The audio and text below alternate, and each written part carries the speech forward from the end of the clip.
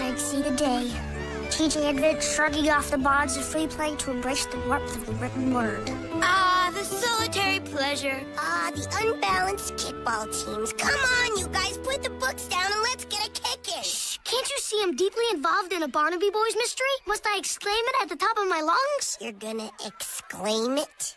That's Barnaby's for saying something loud? I'm telling you guys, these books are the greatest. Yeah, the B-Boys rock. They solve a case a week. A case a week? That's impossible. Not for the B-Boys. They use a system of careful observation and keen logic. But TJ, that's just fiction. Solving crimes is a difficult task. Just watch the reality-based police series, Uncracked Cases. Yeah, well, maybe the police aren't up on the latest B-Boy techniques. What? You gotta be kidding. The cops know a lot more than whoever writes those dumb books, and they still don't know who swiped the head off the bronze statue of Thomas Jefferson in the town square. And that was 30 years ago. Hello? Jefferson? I always thought that was a statue of the Headless Horseman from Irving's immortal Legend of Sleepy Hollow. Well, whoever it was, the B-Boys would have cracked the case quick. Then helped the cops nab the bad guys. And still had time to joke around with their pals Ham and Dale aboard their dad's sloop, the Bloodhound. Oh, come on. Real life isn't like a Barnaby Boys book. Now let's play already before we waste a whole recess. Too late. Thanks, guys. After you, Theo. No, after you, Vin. By the way, call me after school. I have a Cracker Jack idea for tomorrow.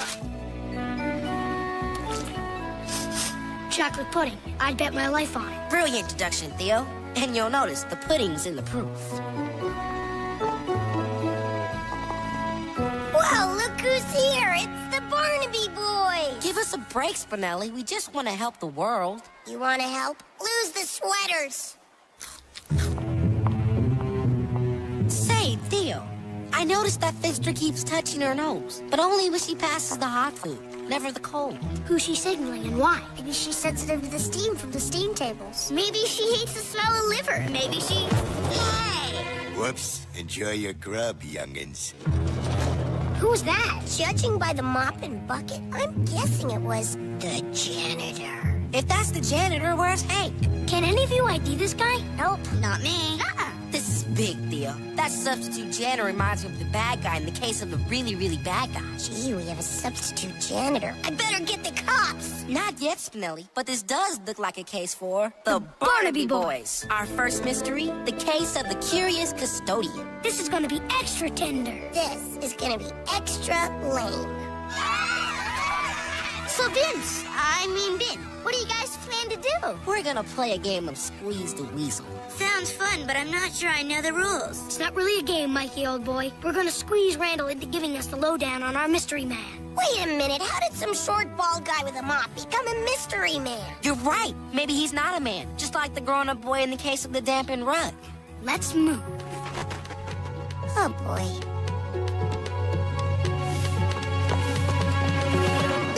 All right, Randall, what can he tell us about the new janitor? I don't know nothing about no new janitor. Name's Earl Raymond. He worked here a long time ago. Keep on singing. I like your tune. I told you I don't know nothing. He's substituting for Hank for 2 weeks since Hank went a trip to Bermuda. Bermuda, eh? You did all right for a guy who didn't know anything. Now get out of here. Right. Think he knew anything else he didn't know, Vin? I don't think so, Theo. So what's your next move, boys? Well, we've got the name. Now it's time to find out who this Earl Raymond really is. He's a janitor! Oh, jeez. Can't be done. A personnel file is school property, therefore coming under the rules of the Board of Ed. Oh, come on, Menlo. Sorry, it's off limits. Shall we try Biff's technique from the case of the stifled sneeze? Yeah, that just might work. But don't we need a couple of ascots in the captain's hat? Oh, brother. Give him the file, or you'll be getting something from the case of that girl who could beat the snot out of Menlo. Okay. Follow me. Here it is, Earl Raymond. Apparently that is his real name. Was the janitor here 30 years ago. Then after working for a year, he mysteriously vanished. Does it say mysteriously vanished in there? Hurry up! Miss Lemon's bunion scrape won't last all day. And it seems that lately he's been sending in applications to get his old job back, even though he works as a janitor at another elementary school much closer to his home. That's weird. Why is this school so special? And why did he disappear in the first place? So many questions. And precious few answers. I got an answer for you. Who cares? Hello. What's this? It looks like an old candy wrapper. And there's writing on the back. 19, 16, and 25. That's strange. Why would Earl Raymond put this in his file? Maybe he didn't, but maybe somebody else did. Someone who was trying to leave a clue as to Earl Raymond's true identity. What are you talking about, Gretch? It's quite simple. Look, the 19th letter of the alphabet is S, the 16th P, and the 25th Y. Spy! Guys, looks like we'll be spending our next few recesses spying on a spy. Oh, brother.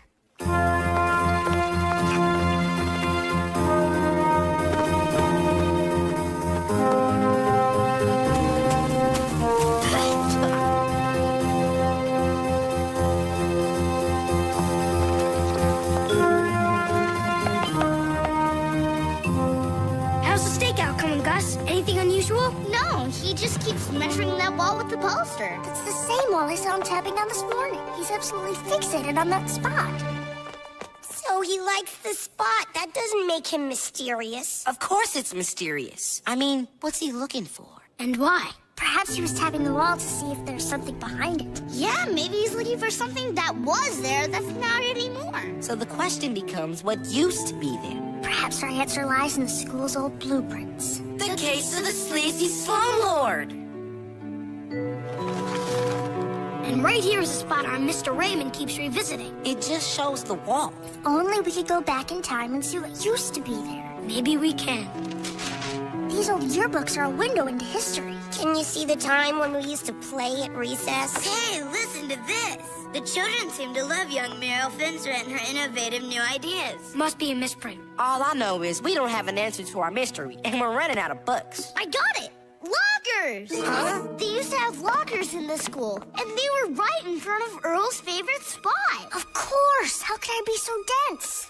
1916-25 is no secret code. It's a locker combination. Which means Earl must have stashed something in a locker, and now he's come back to get it. I wonder where those old lockers are now. Perhaps they put them in storage. That's a lot of lockers. I don't think this school has a storage room big enough to fit them all. Oh, yes it does. Right behind the school clock. I never knew there was a room behind the clock. Well, there is. Quick, to the storage room. Oh boy, we're gonna solve a mystery.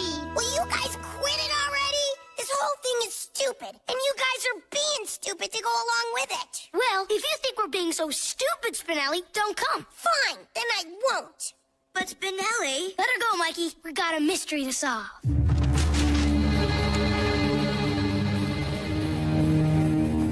Gee, it's pretty dark up here. Yeah, kind of reminds me of the untimely demise of Mr. Spears. Why does it remind you of an untimely demise? Because this is just like the place where they found the bodies. Bodies? Yeah, cool, huh? Rats, a locked door. A logjam in our steady stream of clues. There's got to be a way to get in. There is. A toothpick? Just like in The Case of the Purloined Chef. I took the liberty of reading the entire Barnaby series last night, after math and before bed. Come on. I kind of don't like it much in here. Me neither. Ah! A velociraptor! Ah! Oh, man, you guys are too easy. Vin, the time for kidding around is later when we're on the sloop. Right now, we gotta find those lockers. Maybe we better split up. Split up? Yeah, if you find anything, whistle twice. Just like the Barnabys do.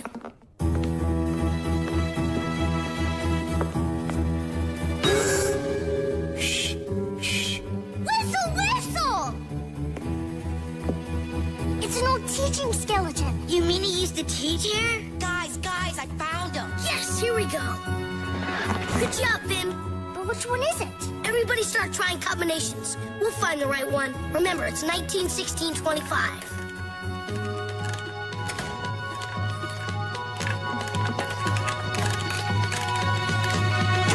Ah! A human head!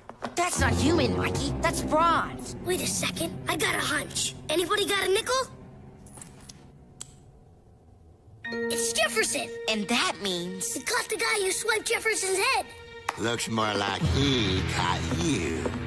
Thanks for leading me up here, kids. I couldn't for the life of me figure out where they put them dang lockers.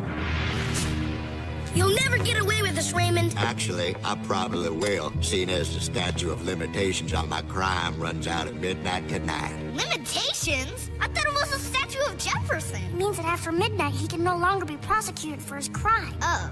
I'm gonna sell old Jeff here back to the town for 30 times what I asked for all them years ago. What did you ask for back then? $10 and a head start. And now you want 30 times more? Whoa, that's nearly 300 bucks. Let my pals go, Raymond. It's me and Vin you should blame for tracking you down. Well, I'd like to let you youngins go, but I can't take that chance. You kids are gonna be locked up in here for quite a while.